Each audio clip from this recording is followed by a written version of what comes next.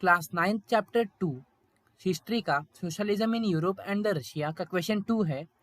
In what ways was the working population in Russia is different from the other countries in Europe before 1970s। तो क्या दिया है हमें question में, Europe की जो वर्किंग पॉपुलेशन थी बहुत अच्छी थी, वर्किंग कंडीशन बहुत अच्छा था, लेकिन रशिया का क्यों ऐसा कंडीशन एकदम खराब चल रहा था, तो वही हमें जानने का है। तो स्टार्ट करते हैं अपना answer. The working population in Russia was different from other countries in Europe before 1970। जो अब इधर से हम लोग का आंसर स्टार्ट होगा, ये फर्स्ट लाइन थी, हम लोग कैसे लिखना रहता है।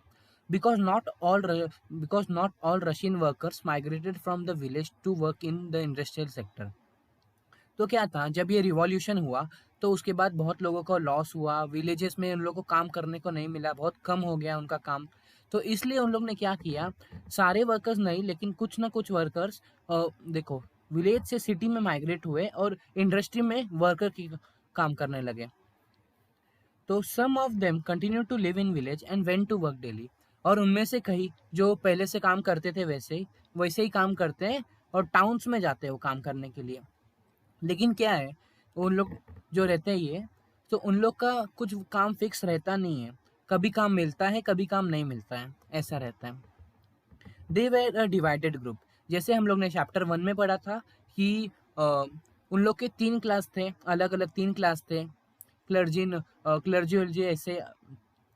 तो वैसे ही इसमें भी 2 क्लास हैं। कौन से इन लोग ने 2 क्लास में डिवाइड किया है, 2 ग्रुप्स में डिवाइड किया है लोगों को, सोशली एंड प्रोफेशनली। सोशली जो लोग बहुत खराब थे उन लोग को अलग ग्रुप बना दिया है सोशली में ही, और सोशली में जो थोड़े से अच्छे थे वो इसमें क्या आएंगे, मिडिल क्लास, ये सारे आ जाएंगे। और प्रोफेशनली जो प्रोफेशनल्स है, जिनके पास ज़्यादा पैसा है, उन लोग के पास दौलत ये सब है, उनके बारे में। And this showed in their dress and manner to.